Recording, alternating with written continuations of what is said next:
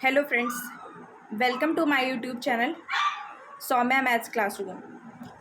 अगर आपने अभी तक मेरे चैनल को सब्सक्राइब नहीं किया है तो जल्दी से सब्सक्राइब कीजिए सौम्या मैथ्स क्लासरूम को और ज़्यादा से ज़्यादा लाइक कीजिए वीडियो को और वीडियो को ज़्यादा से ज़्यादा शेयर कीजिए, क्योंकि आप जितनी ज़्यादा संख्या में हमें लाइक करेंगे और जितना ज़्यादा सब्सक्राइब करेंगे हम उतनी ही मेहनत करेंगे आपके लिए। तो कल आपके एग्ज़ाम के लिए कल क्लास 12th का मैथ्स का एग्ज़ाम है, तो मैंने बुक फर्स्ट का चैप्टर 6 जो है बहुत ही ज़्यादा इम्पॉर्टेंट, उसके लिए वीडियो तैयार किया है। मुझे पता है कि ज़्यादातर बच्चों को इस चैप्टर में सबसे ज़्यादा प्रॉब्लम होती है, क्योंकि काफ़ी बड़े इसमें क्वेश्चंस होते हैं और इसी तरीके ये क्या है अवकलज का अनुप्रयोग चैप्टर है और इसी तरह जो समाकलन का अनुप्रयोग है, ये दोनों चैप्टर आपके लिए थोड़े से डिफ़िकल्ट हैं। तो पॉसिबली मैं कल आपके लिए उस चैप्टर को भी ले आऊँगी। आप एग्ज़ाम हॉल में जाने से पहले एक बार उस वीडियो को भी ज़रूर देख लीजिएगा और अपने सारे दोस्तों के बीच में शेयर कर दीजिएगा। तब तक के लिए हम अपने इस वीडियो में देखते हैं कि हमें अवकलनों के अनुप्रयोग को किस तरह से, तब तक हमें अपने इस चैप्टर को अच्छे से समझ लेना है और देखना है कि इसे हमें किस तरह से एग्ज़ाम में सॉल्व करना है। तो चलिए स्टार्ट करते हैं। सारी एक्सरसाइजेस को मैंने इसमें कवर किया है। अब सबसे पहला क्वेश्चन आपकी स्क्रीन के सामने है, जो ये कह रहा है एक वृत्त की त्रिज्या समान रूप से 3 सेंटीमीटर प्रति सेकंड की दर से बढ़ रही है। ज्ञात कीजिए कि वृत्त का क्षेत्रफल किस दर से बढ़ रहा है जब त्रिज्या 10 सेंटीमीटर है। तो आपको एक हिंट दी है कि त्रिज्या क्या है, 10 सेंटीमीटर है और बढ़ किस दर से रही है, 3 सेंटीमीटर प्रति सेकंड की दर से बढ़ रही है। ठीक है, तो कोई भी चीज़ बढ़ रही है, मैंने यहीं पर सोल्यूशन भी डाल दिया है, आप सोल्यूशन में भी देख सकते हैं, क्योंकि लिखने में थोड़ी सी प्रॉब्लम हो रही थी, मेरा पेन सही से काम नहीं कर रहा है। तो आप देख सकते हैं, हल में हम चलते हैं। वृत्त की त्रिज्या को हमने स्मॉल r सेंटीमीटर मान लिया। ठीक है, स्मॉल r सेंटीमीटर है हमारे वृत्त की त्रिज्या, और तब वृत्त का क्षेत्रफल क्या होगा, ये सूत्र आपको याद होने चाहिए। वृत्त का क्षेत्रफल क्या होता है, पाई आर स्क्वायर होता है। ये आपने हाई स्कूल में यानी क्लास 10th में पढ़ा था। तो उस हिसाब से अगर हम देखें तो हमें क्या निकालना है, वृत्त का क्षेत्रफल किस दर से बढ़ रहा है, यानी वृत्त के क्षेत्रफल में किस दर से बदलाव हो रहा है, यानी हमें क्या ज्ञात करना है, dA/dr ज्ञात करना है। अच्छा, समय के साथ किस हिसाब से बढ़ रहा है, तो इस वजह से हमें dt ज्ञात करना है, dA/dt हमें ज्ञात करना है। अब हमें ये दिया हुआ है कि वृत्त की त्रिज्या है, समय के साथ में परिवर्तित हो रही है और किस दर से परिवर्तित हो रही है, 3 सेंटीमीटर प्रति सेकंड की दर से परिवर्तित हो रही है। अब हम जानते हैं कि जो हमारा वृत्त का क्षेत्रफल है वो भी क्या है, त्रिज्या के रिस्पेक्ट में ही होगा। अगर हम dA/dt निकालें, क्योंकि a बराबर होता है पाई आर स्क्वायर, तो dA/dt अगर निकालें तो ये क्या हो जाएगा, d/dt पाई आर स्क्वायर, यानी पाई आर स्क्वायर का हम क्या करेंगे, एक बार अवकलन कर लेंगे। अब आप यहाँ पे अवकलन देख लीजिए, पहले हो जाएगा d/dr पाई आर स्क्वायर, उसके बाद dr/dt। अब जब हम पाई आर स्क्वायर का अवकलन करेंगे, क्योंकि आप जानते हैं कि यहाँ पे क्या दिया हुआ है, अपॉन में dt, जबकि ये क्या है, पाई आर स्क्वायर, तो r का हम तभी अवकलन कर सकते हैं जब यहाँ पे dt की जगह dr होता। तो उसके लिए हम क्या करेंगे, dt से गुणा और dr से गुणा और भाग कर लेंगे। जैसे यहाँ पर मैं कर लूँ इंटू dr अपॉन में dr। ठीक है, तो ये क्या बन जाएगा, ये बन जाएगा d/dr, आगे हमने कर लिया, पाई आर स्क्वायर को उसके साथ लिख लिया और इंटू में ये वाला dr और अपॉन में ये वाला dt। ठीक है, ये चीज़ हो जाएगी जो आप यहाँ पर देख सकते हैं। ठीक है, आप यहाँ पर देख रहे हैं कि क्या हो गया, d/dr into pi r square into dr/dt। अब जब पाई आर स्क्वायर का हम अवकलन करेंगे dr के सापेक्ष, तो वो हो जाएगा 2πr, क्योंकि ये पाई आर स्क्वायर पाई का होगा नहीं और आर स्क्वायर का हो जाएगा 2r, तो इसको हम ये 2πr भी लिख सकते हैं। तो ये हो गया 2πr और इंटू dr/dt का हमको मान दिया हुआ था। dr/dt क्या है, समय के साथ त्रिज्या में होने वाली परिवर्तन दर, तो वो 3 सेंटीमीटर प्रति सेकंड थी, तो उसकी जगह पे हमने 3 सेंटीमीटर प्रति सेकंड लिख लिया। अब 3 और 2 का गुणा कर दिया तो ये हो गया 6πr प्रति सेंटीमीटर स्क्वायर प्रति सेकंड। अब ये तो निकला 6πr सेंटीमीटर प्रति सेकेंड यानी कि आर के हिसाब से, लेकिन हमें दिया है कि त्रिज्या क्या है 10 सेंटीमीटर, यानी आर का मान हमें दिया हुआ है 10 सेंटीमीटर। अब ये तो dA/dt का मान निकला है 6πr। अब r बराबर 10 है तो हम इसकी जगह पर क्या करेंगे, 10 रख देंगे r की जगह पर, तो ये क्या हो जाएगा 60 पाई सेंटीमीटर स्क्वायर प्रति सेकेंड हमारा आंसर हो जाएगा। यानी क्षेत्रफल के परिवर्तन की दर क्या है 60 पाई सेंटीमीटर स्क्वायर प्रति सेकेंड। आई होप आपको समझ में आ गया होगा। अब चलिए मूव करते हैं अपने क्वेश्चन नंबर 2 पर। ठीक है, ये क्वेश्चन भी इम्पॉर्टेंट है, उसके जैसे और भी क्वेश्चन हैं हमारे उसमें पेपर में। तो इस तरह से हम देखते हैं कि ये क्वेश्चन क्या पूछ रहा है, स्थिर झील में एक पत्थर डाला जाता है और तरंगे वृत्तों में बढ़ने लगती हैं। आप जानते हैं कि जब किसी स्थिर झील में या किसी स्थिर पानी के तालाब में हम पत्थर डालेंगे तो वृत्त के रूप में तरंगे बनेंगी। 5 सेंटीमीटर प्रति सेकेंड की गति से ये तरंगे चलती हैं। जब वृत्ताकार तरंग की त्रिज्या 8 सेंटीमीटर है तो उस क्षण उस तरंग से घिरा हुआ क्षेत्रफल किस दर से बढ़ रहा है, ये आपको बताना है। ठीक है, तो सबसे पहले 5 सेंटीमीटर प्रति सेकेंड की दर से तरंगे वृत्तों में बढ़ रही हैं, वृत्तों के रूप में चल रही हैं। तो इसका मतलब क्या है कि dr/dt क्या हो गया 5 सेंटीमीटर प्रति सेकेंड हो गया।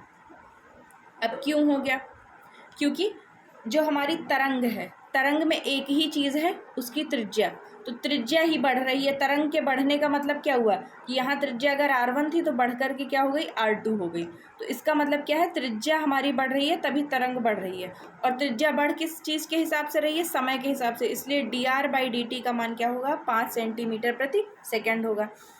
अब उसके बाद में ये दिया हुआ है कि त्रिज्या 8 सेंटीमीटर, यानी r की जगह हमें 8 रखना है, सेम उसी तरीके से हमें लगाना है। अब ये देखिए वृत्त का क्षेत्रफल हमेशा πr² होता है, सेम उसी तरीके से हमें इसको एक बार अवकलन कर लेना है। जब अवकलन करेंगे तो 2πr आ जाएगा, πr² का अवकलन, और इनटू में आ जाएगा dr/dt। अब dr/dt का मान आपको 5 दिया हुआ है तो ये हो जाएगा 2πr इंटू dr/dt का मान हो जाएगा 5, तो ये हो जाएगा इसका मान क्या हो जाएगा 10πr। अब उसके बाद में r का भी मान आपको दिया हुआ है 8। ठीक है, तो इसकी जगह पर जब आप रख देंगे 8 तो ये हो जाएगा 80 और केवल बचेगा पाई, पीछे ऐसी चीज़ जो सॉल्व नहीं हो सकती। तो इस तरह से जैसे वहाँ पे 60 पाई आंसर आया था, सेम उसी तरीके यहाँ 80 पाई यानी 80 पाई आंसर आ जाएगा। ठीक है, अब हम अगले क्वेश्चन पे मूव करते हैं। ये भी बिल्कुल उसी तरीके का क्वेश्चन है, बस इतना ही फ़र्क है कि उसमें वृत्त था और इसमें वृत्त की जगह क्या आ गया है, इसमें आ गया है हमारा पूरा गोला, क्योंकि गुब्बारा हमारा एक 3D स्ट्रक्चर होगा जो पूरी तरीके से गोल होगा, और वृत्त क्या होता है, वृत्त केवल और केवल 2D होता है। तो इसलिए वहाँ पे वृत्त था और यहाँ पर आ गया है हमारा गोला। अब इसे भी देख लेते हैं। एक गुब्बारा जो सदैव गोलाकार रहता है, एक पंप द्वारा 900 सेंटीमीटर क्यूब प्रति सेकेंड की दर से फुलाया जाता है। ठीक है, अब फुलाने की दर क्या है 900 सेंटीमीटर प्रति सेकेंड, यानी इस दर से गुब्बारे का आयतन बढ़ रहा है। फुलाने का मतलब क्या हुआ कि जब आप उसमें फूंक मारेंगे तो उसमें हवा जाएगी और हवा के साथ में क्या होगा, गुब्बारे का आयतन बढ़ता जाएगा। तो हम जानते हैं कि जो गोला होता है उसका आयतन कैपिटल V होता है, और कैपिटल V के बदलने की दर समय के साथ dV/dt हो जाएगी। अब इसी का मान हमको दे दिया गया है 900 सेंटीमीटर क्यूब प्रति सेकेंड। ठीक है, 900 सेंटीमीटर क्यूब प्रति सेकेंड हमको ये दे दिया गया। अब गुब्बारे की त्रिज्या की परिवर्तन की दर ज्ञात कीजिए जब त्रिज्या 15 सेंटीमीटर है। त्रिज्या परिवर्तन की दर यानी कि आपको ज्ञात क्या करना है, dr/dt आपको ज्ञात करना है। ठीक है, अब चलिए स्टार्ट करते हैं। देखिए यहाँ पे आपको दिया गया है, माना गुब्बारे की त्रिज्या स्मॉल और आयतन कैपिटल V है, तो V का ये फॉर्मूला होता है, ये आपको याद होना चाहिए। कैपिटल V बराबर 4/3 पाई r क्यूब, ये फॉर्मूला होता है, ये आपको याद रखना है। अब प्रश्न के हिसाब से क्या दिया है, dV/dt बराबर 900 सेंटीमीटर क्यूब प्रति सेकेंड। अब अगर हम यहाँ पर dV/dt में V का मान रखें, क्योंकि d/dt को हम आगे लिख लें और पीछे v का मान रख दें। तो v का मान क्या है 4/3 पाई आर क्यूब। तो 4/3 पाई आर क्यूब हमने रख दिया, ये हो गया 900 सेंटीमीटर क्यूब प्रति सेकेंड के बराबर। अब इसमें से 4 का कुछ हो नहीं सकता, आप जानते हैं। 4/3 पाई आर क्यूब में से मैं आपको बताती हूँ कि किस तरीके आपको इसका अवकलन करना है, ठीक है। तो अब इसमें हम देखेंगे, जब हम d/dt करेंगे किसका 4/3 पाई आर क्यूब का, तो इसमें 4/3 का कुछ होगा नहीं, पाई का कुछ होगा नहीं, आर क्यूब का हो जाएगा 3r²। ये 3 और ये 3 कैंसिल हो जाएगा, तो बचेगा केवल 4 पाई r²। अब यही चीज़ यहाँ पर रखी गई है, देखिए 4 पाई r² केवल बचा है। उसके बाद में r जो है उसका अलग से जब होगा तो हो जाएगा dr/dt, तो इनटू में वही dr/dt लिखा है और बराबर किसके है, ये 900 के हैं, ठीक है। तो dr/dt का अगर मान निकाला जाए तो क्या हो जाएगा, 900 के बटे में ये 4 पाई r² आ जाएगा। तो dr/dt का मान क्या हो जाएगा 900/4 पाई r²। अब आपको पता है कि r का मान आपको दिया हुआ है यहाँ पर 15 सेंटीमीटर, तो 15 सेंटीमीटर रख करके इसको आपको फाइनली हल कर लेना है।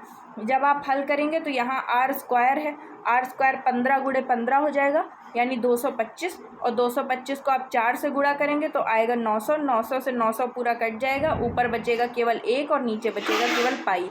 इसका मतलब त्रिज्या के परिवर्तन की दर क्या होगी, 1/पाई सेंटीमीटर प्रति सेकेंड हो जाएगी, ठीक है। आई होप आपको ये क्वेश्चन भी अच्छे से समझ में आ गया होगा। बढ़ते हैं नेक्स्ट क्वेश्चन की तरफ।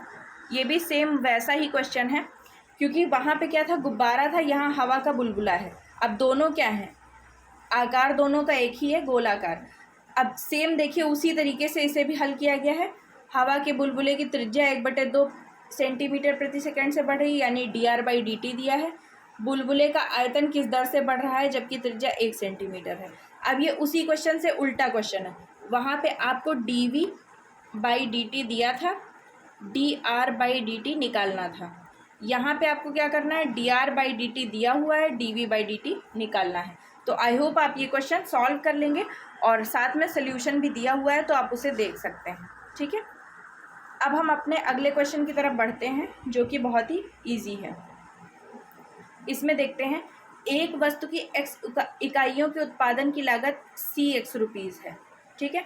अब cx मान लिया कि इसमें कुल लागत क्या है, c है, तो cx के फॉर्म में हमने लिख दिया। x इकाइयाँ मान लीजिए अलग अलग फॉर्म में आपको दी है, तो ये एक तरीके का आपको बहुपद दे दिया गया है, इस नाम से दे दिया गया है, ठीक है। x इकाइयों के उत्पादन की लागत है, मान लिया पहली x³ इकाइयों का इतना लागत आई, x² की इतनी आई, तो इस तरह से एक बहुपद आपको बना करके दे दिया गया। सीमांत लागत ज्ञात कीजिए जबकि 17 इकाइयों का उत्पादन किया जाता है, ठीक है। तो पहले आपका ये बहुपद है, इसको आपने नोट कर लिया।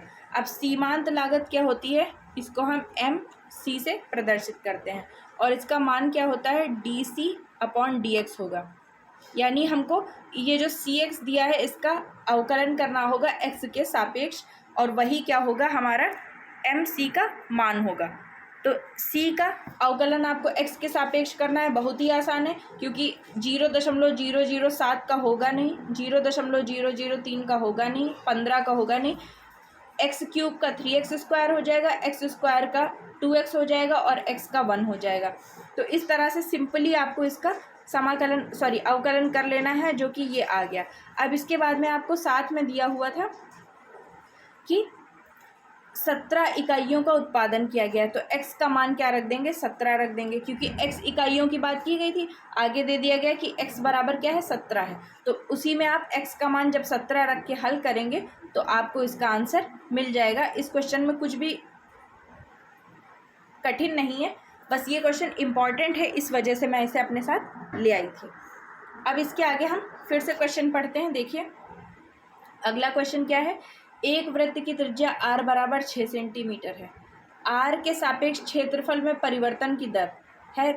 अलग अलग आपको 4 मान दिए हैं और आपको इन्हें हल करना है। अब इनमें से मैं आपको एक बता दूंगी, ठीक है।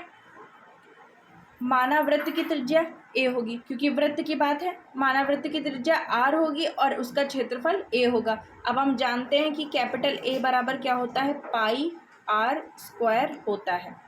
ठीक, अब इसका आर के सापेक्ष अगर अवकलन कर दिया जाए तो D A upon D R क्या हो जाएगा, 2 पाई आर हो जाएगा, क्योंकि पाई का अवकलन होगा नहीं और आर स्क्वायर का 2 आर हो जाएगा। अब उसके बाद अलग अलग आपको मान दिए हैं, आर बराबर 6 रखना है तो आर बराबर 6 रखेंगे तो 6 और गुणे 2 12 पाई के बराबर हो जाएगा। ठीक है, 12 पाई के बराबर इतना हो जाएगा। अब इसके बाद में आपको क्या करना है, इन्हीं में से चुनना था कि कौन सा आंसर आपका सही है, तो 12 पाई जहाँ पे आया वही आंसर आपका सही था। ठीक है, सॉरी, निरंतर वृद्धिमान फलन की बात की गई है यहाँ पर। सिद्ध कीजिए कि कैपिटल आर पर एफ एक्स बराबर 3x + 17 निरंतर वृद्धिमान फलन है। ठीक है, अब इसको देखते हैं, वृद्धिमान को हम कैसे देखते थे इसे समझ लेते हैं। एफ एक्स का मान आपको दिया हुआ है 3x + 17। अगर हम इसका एक बार अवकलन करें, डैश का मतलब आप समझते होंगे, एक बार डैश लगाओ तो एक बार अवकलन, 2 बार लगाओ तो 2 बार अवकलन। एक बार जब हमने इसका अवकलन किया तो क्या आएगा, 3 का कुछ होगा नहीं, x का हो जाएगा 1 प्लस 17 का हो जाएगा 0, तो 3 गुणे 1 बराबर आ जाएगा 3, यानी एफ डैश एक्स का मान क्या आया, 3। अब हमने क्या देखा कि एफ डैश एक्स का मान आया 3, जो कि क्या है, 0 से बड़ा है, for every x belongs to r। अब x belongs to capital R का मतलब कि यहाँ पर x का मान आप कोई भी रियल नंबर रखो, r मतलब रियल नंबर यानी वास्तविक संख्या, तो इसका मान हर बार क्या होगा, 0 से बड़ा होगा। जैसे यहाँ पे आप 1 रखेंगे तो 3 गुणे 1 बराबर 3, और उसे 17 में जोड़ेंगे तो वो 0 से बड़ा आएगा। फिर 3 का मान 2 रखेंगे तो 3 दूनी 6, और उसे 17 में जोड़ेंगे तो हर स्थिति में 0 से बड़ा आएगा।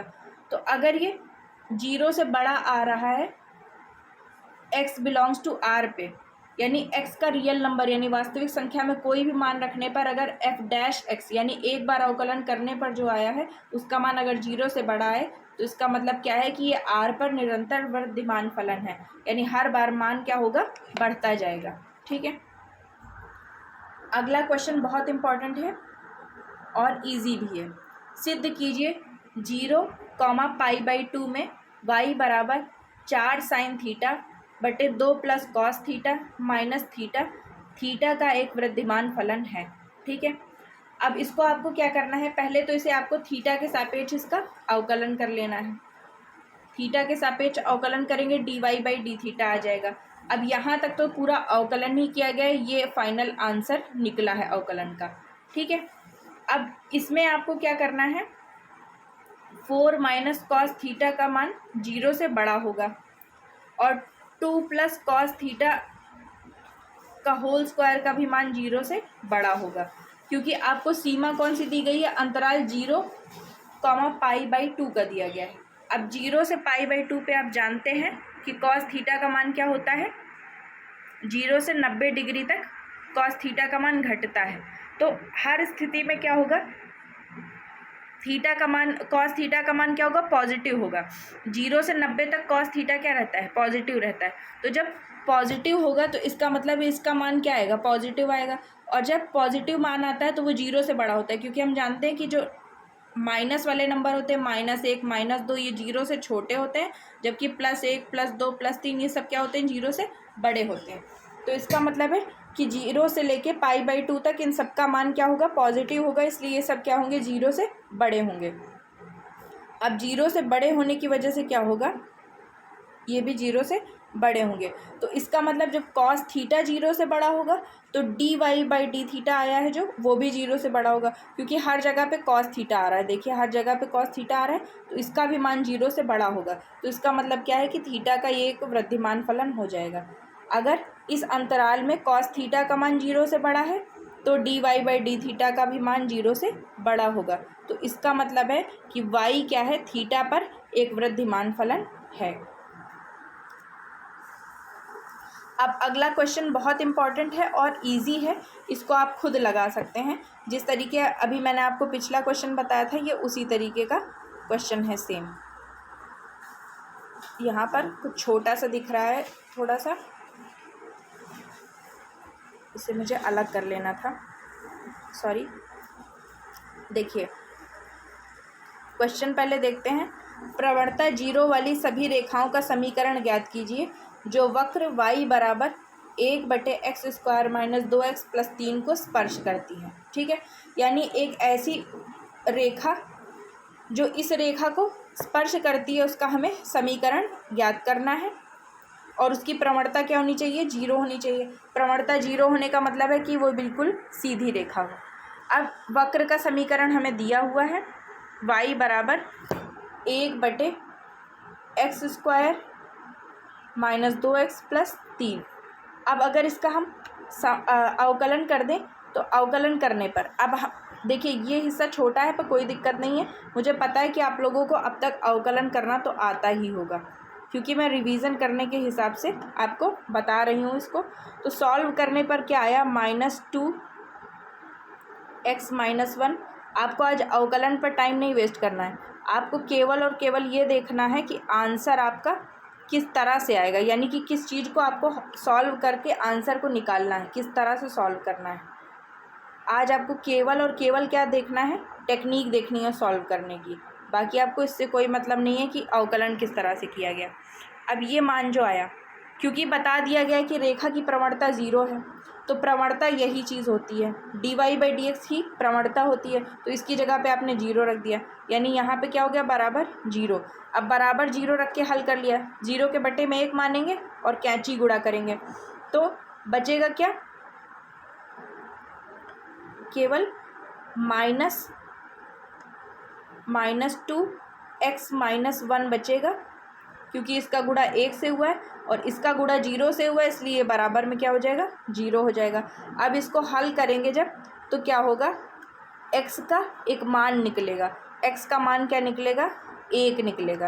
अब x का एक मान निकल आया 1, ठीक है। तो बिंदु क्या हो गया? जो हमें समीकरण चाहिए उसका बिंदु x बराबर 1 आ गया। अब आपको चाहिए y, तो x का मान इसी समीकरण में रख के y का मान निकाल लीजिए। y का मान आया है यहाँ पर 1/2। तो इसका मतलब है कि बिंदु जो हो गए, जो जहाँ पे रेखा क्या है? स्पर्श रेखा है, तो स्पर्श जहाँ पे कर रही है उसका समीकरण कहाँ से बनेगा? इन बिंदुओं से बनेगा। x बराबर 1 होगा और y बराबर 1/2 होगा। अब स्पर्श रेखा का समीकरण आपने क्लास 10th में पढ़ा ही था। क्लास 10th में आपने स्पर्श रेखा का समीकरण पढ़ा था, y - y1 बराबर mx - x1। ठीक है, तो y - y1 का मान आपने 1/2 निकाला है।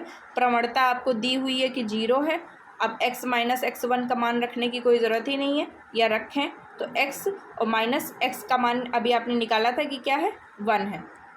अब यहाँ से 0 से गुणा होकर इतने का काम ख़त्म हो जाएगा, तो y बराबर आ जाएगा 1/2 और यही क्या होगा? आपकी रेखा का समीकरण होगा जो इस रेखा को टच करेगी और उसकी प्रवणता 0 होगी। अब आगे आप देख रहे हैं, ये क्वेश्चन बहुत इंपॉर्टेंट होते हैं, लेकिन ये इजी होते हैं इसलिए मैं आपको बताना नहीं चाहती, पर आप इसको खुद सॉल्व कर सकते हैं। इसको एक बार देख के जाइएगा। आज के दिन कोई भी क्वेश्चन आपको सॉल्व नहीं करना है। आज आपने जो नोट्स बनाई हो उनको बिल्कुल उस तरीके पढ़िए जैसे आप हिंदी या इंग्लिश के नोट्स पढ़ते हैं, उस तरीके आप पलट पलट के देखिए। बस ये देखिए, जैसे आप कोई क्वेश्चन देखेंगे, देखते ही आपको समझ में आएगा कि ये क्वेश्चन आपको इसका मेथड याद है या नहीं, आपको याद आ रहा है कि इसको किस तरह से लगाना है या नहीं। अगर आपको लग रहा है कि आपको याद नहीं आ रहा है तो जल्दी से एक बार उसी नोट्स में पलट कर देख लीजिए कि उसे आपने किस तरीके से सॉल्व किया है। ठीक है, तो आज के दिन आपको अवकलन समाकलन करने के चक्कर में या छोटी छोटी कैलकुलेशन करने के चक्कर में नहीं पड़ना है, केवल जल्दी जल्दी सल्यूशंस देखने जाना है। अब आज का काम क्या है आपका? आज से लेके कल तक आपकी दोनों बुक्स में जितने एग्जाम्पल दिए हैं उनको एक बार देख डालिए जल्दी से, तो इससे आपको आइडिया हो जाएगा कि कोई क्वेश्चन किस तरीके से सॉल्व किया जाता है। तो इसको आप सॉल्व कर लीजिएगा। आगे उच्चतम न्यूनतम मान जो बताने हैं, ये आपको मैंने बताया है। ठीक है, इसका मैंने वीडियो डाला था। उच्चतम या निम्नतम मान नहीं है, ये भी इम्पॉर्टेंट है क्वेश्चन। देखते हैं इस वाले क्वेश्चन को। सिद्ध कीजिए कि निम्नलिखित फलनों के को उच्चतम या निम्नतम मान है या नहीं है। ठीक है, यही सिद्ध करना है कि नहीं है। तो पहला अगर हम देख लें, बस केवल पहले पर ध्यान देते हैं। आपको एफ ऑफ एक्स बराबर दिया है ई की पावर एक्स। एक बार जब अवकलन करेंगे तो एफ डैश एक्स बराबर क्या आएगा, हम जानते हैं कि ई की पावर एक्स का समाकलन अवकलन दोनों ई की पावर एक्स ही होते हैं। तो इसका मतलब क्या है कि एफ डैश एक्स का मान for every x belongs to r, यानी कि कैपिटल आर मतलब वास्तविक संख्या। एक्स में आप कोई भी एक्स की जगह वास्तविक संख्या रखेंगे, कभी भी इसका मान शून्य के बराबर नहीं आएगा। तो इसका मतलब क्या है कि एक्स का एफ का कोई ना तो उच्चतम मान है और ना ही निम्नतम है। ठीक है, और यही आपको सिद्ध करना था। यानी आपको क्या सिद्ध करना है कि ये जो दिए हुए क्वेश्चंस हैं इनमें कहीं भी ना एक्स का उच्चतम मान होगा ना ही निम्नतम होगा। अब देखिए अगला देख लेते हैं। जैसे जी एक्स बराबर आपको दिया है log एक्स। राइटिंग बहुत बुरी बन रही है। एक बार अवकलन करेंगे आप तो ये हो जाएगा 1/x। अब आप इस फलन को देखिए, आप x का कोई भी मान रखिए, 0 रखेंगे तो अनंत आएगा, x का मान 1 रखेंगे तो ये बराबर 1 आएगा, 1/2 अगर 2 रखेंगे तो 1/2 हो जाएगा, 3 रखेंगे तो 1/3 हो जाएगा। किसी भी स्थिति में इसका मान 0 नहीं होगा। तो इसका मतलब क्या है कि इसका ना तो कोई उच्चतम मान है और ना ही कोई निम्नतम मान है। अब ये भी देखिए अधिकतम लाभ वाला क्वेश्चन है, इसी तरीके आपको लगाना है। अधिकतम या उच्चतम लाभ कैसे आप निकालेंगे, ये उच्चिष्ट और निम्निष्ट या उच्चतम और निम्नतम नाम का जो चैप्टर होता है उससे ये क्वेश्चन अच्छा है। इसे आप कैसे लगा सकते हैं, लाभ का फलन आपको दिया हुआ है, ठीक है, तो किसी कंपनी द्वारा अर्जित उच्चतम लाभ ज्ञात कीजिए। अब लाभ का फलन आपको दिया है, इसका मैं तरीका आपको बताती हूँ। सबसे पहले आपको क्या करना है, जो भी आपको फंक्शन दिया होगा, ठीक है, जो फलन दिया होगा उसका एक बार अवकलन कीजिए। एक बार अवकलन करने के बाद एक बार और अवकलन कीजिए। अब अवकलन, ये दूसरे वाले अवकलन से आपको केवल इतना देखना है कि इसका मान क्या है, पॉजिटिव है या नेगेटिव है। अभी इसको यहाँ पर छोड़ दीजिए। आप देखेंगे पहले आप पहला वाला जो अवकलन से समीकरण बना था, ठीक है, इसकी जगह पे 0 रख के देखिए। इसको जब आप 0 रखेंगे तो यहाँ से x का एक मान आएगा, x का वो मान आपने निकाल लिया। अब p डैश x बराबर नेगेटिव है, आपने देखा कि इसका मान क्या है, नेगेटिव आ रहा था, यहाँ पे नेगेटिव था। तो अगर ये ऋणात्मक आएगा तो फलन क्या होगा, उच्चतम होगा, और अगर ये धनात्मक आएगा तो फलन क्या होगा, निम्नतम होगा। ठीक है, तो आपने देखा कि आपके में क्या आ रहा है, ये नेगेटिव आ रहा है। यहाँ पे आपने देखा कि p डैश एक्स के आगे नेगेटिव लगा है, तो इसका मतलब आपका फलन क्या होगा, उच्चतम होगा। पी एक्स उच्चतम है, तो पहले ही आपको बताया गया उच्चतम लाभ ज्ञात कीजिए। तो इस तरह से आपने सिद्ध कर दिया कि उच्चतम ही होगा। अब उसके बाद में समीकरण 1 जो था, यानी ये जो आपका पी एक्स का जो आपको फलन दिया है, इसमें क्या करना है, आपको x बराबर -2 रखना है। यानी p डैश एक्स से आपने x का जो मान निकाला था उसको आपको इसमें रख देना है। रख करके आप जब हल करेंगे तो आपको मिल जाएगा कि कितना आपका आंसर आना चाहिए। यानी अब एक बार इसको हम सॉल्व करके देखते हैं अपने आप से। देखिए आपको एक फलन दिया है 41 - 72x - 18x²। ठीक है, अब एक बार इसका अवकलन करेंगे तो यहीं पे मैं अवकलन कर देती हूँ। तो इससे क्या हो जाएगा, 41 का ये 0 हो जाएगा, माइनस 72x से केवल 72 बचेगा, मेरा पेन नहीं सही चल रहा है, और माइनस 18x² का 18 ऐसे ही रहेगा, और गुणे x² का हो जाएगा 2x। अब इन दोनों का गुणा करके क्या बन जाएगा, 18 दूना 36x, तो उसको हम डायरेक्ट यहाँ पर 36x लिख देंगे। ठीक है, तो एक बार अवकलन करने पे क्या आ गया, इतना आया, -72 - 36x। ठीक है, ये आ गया। अब ये आया हमारे p डैश एक्स का मान। अब इसकी जगह अगर हम 0 रख दें तो 0 रखेंगे तो क्या आ जाएगा, -72 बराबर +36x। 36 से 72 को काटेंगे तो x बराबर आ जाएगा -2। तो x का -2 मान आ गया। अब x का मान, अब एक तो हमने देखा कि हमारे p डैश एक्स का मान क्या आया था, नेगेटिव आया था। तो नेगेटिव आने की वजह से हम जान गए कि इसका मान उच्चतम होगा, और दूसरा किस बिंदु पर उच्चतम होगा ये हमें पता चल गया यहाँ से x का मान निकाल कर, यानी x बराबर -2 रखने पर उच्चतम होगा। अब इसको हम रख देंगे अपने इसी वाले समीकरण में, और रख कर के हल करेंगे तो हमें उसका मान पता चल जाएगा। ठीक है, अब इसके बाद में देखिए आपकी ये जो क्वेश्चंस हैं ये भी काफ़ी इम्पॉर्टेंट हैं, और ये आपके बुक में भी दिए हुए हैं। सिद्ध कीजिए कि एक दिए गए वृत्त के अंतर्गत सभी आयतों के में वर्ग का क्षेत्रफल उच्चतम होता है।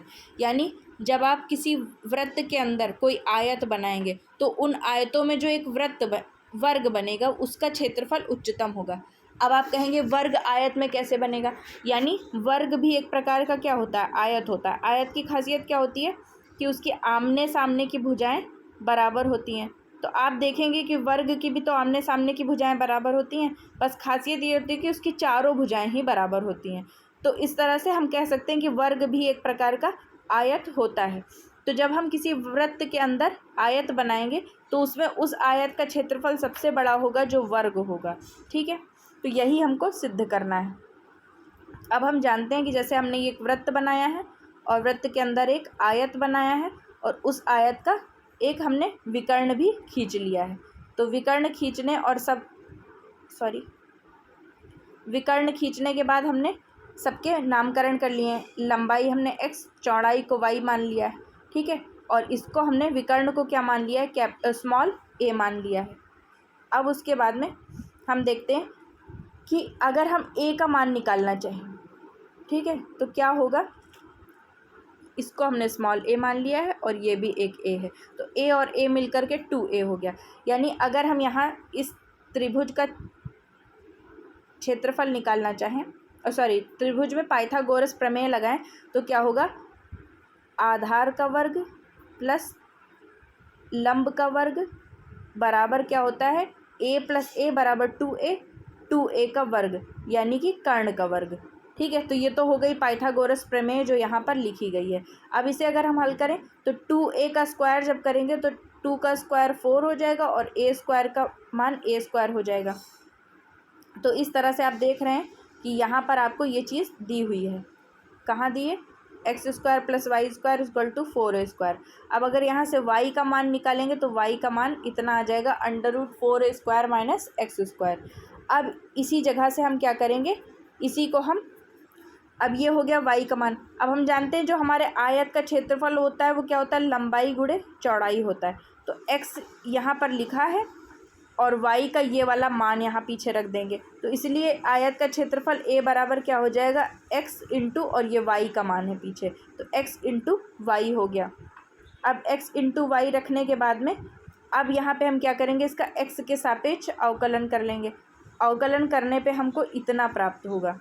ये जो हमें मिला इसी में हमको क्या करना है, इसी में हमको dA/dx बराबर 0 रख देना है। यानी dA/dx का ये मान मिला है, यानी ये है dA/dx का मान, ये जो फाइनल मिला है।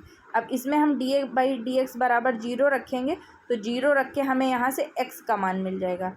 x का मान हमने निकाल लिया। अब x का मान निकालने के बाद इसी को रख के, x का मान रख के समीकरण 1 में हम y का मान निकालेंगे। तो y का मान निकालेंगे तब हम देखेंगे कि y का भी मान वही आया है जो x का मान आया है। और अगर x का मान लंबाई है और y का मान चौड़ाई है और दोनों का मान बराबर है, तो अगर किसी आयत की लंबाई और चौड़ाई दोनों बराबर होती हैं तो उसी को हम क्या कहते हैं, वर्ग कहते हैं। तो इसका मतलब क्या है कि किसी वृत्त के अंदर बने हुए उसी आयत का क्षेत्रफल उच्चतम होगा जो एक प्रकार का वर्ग होगा। ठीक है, तो इस तरह से ये चीज़ सिद्ध हो जाती है। अब इसी तरीके से संपूर्ण पृष्ठ और महत्तम आयतन के लंबवर्ती बेलन की ऊंचाई आधार के व्यास के बराबर होगी। ये भी क्वेश्चन सेम इसी तरीके का है और आई होप अब आप इसे लगा लेंगे। मैंने इन क्वेश्चंस को इसलिए डाल दिया है ताकि मैं आपको बता सकूं कि ये इम्पॉर्टेंट है, और आप जल्दी से मेरा टेलीग्राम चैनल ज्वाइन कर लीजिए। वहाँ पे मैं आपको इसकी पीपीटी भी शेयर करने वाली हूँ। अगर आपको इसके वैसे तो आपकी बुक में सॉल्यूशंस होंगे, कुछ एग्जांपल्स होंगे, तो उनसे आप सीख सकते हैं। और अगर आप इन पर्टिकुलर क्वेश्चंस के आपके पास सॉल्यूशन नहीं है तो टेलीग्राम चैनल पर आपको इनका सॉल्यूशन मिल जाएगा। तो जल्दी से सब्सक्राइब कर लीजिए सौम्या मैथ्स क्लासरूम को। और इसी तरह की वीडियोस के लिए बने रहिए हमारे साथ में। अब कल आपका पेपर हो जाएगा, उसके पहले मैं कोशिश करूँगी कि 1-2 वीडियो आपको और दूँगी, और जिससे आप अच्छे से अपनी जो ज़्यादा डिफ़िकल्ट चैप्टर हैं उन्हें सॉल्व कर पाएंगे अपने एग्ज़ाम में। तो कल आप अपने एग्ज़ाम सेंटर से जाने के पहले तक चैनल से जुड़े रहिएगा, आपको वीडियोस और भी मिलेंगे। और उसके बाद में फिर 7 अप्रैल को आपका फ़िज़िक्स का पेपर है, तब तक हम फ़िज़िक्स की तैयारी करेंगे, उसके बाद में केमिस्ट्री के पेपर के लिए तैयारी करेंगे। तो आई होप आप सब अच्छे से पढ़ रहे होंगे। Be confident. Thank you.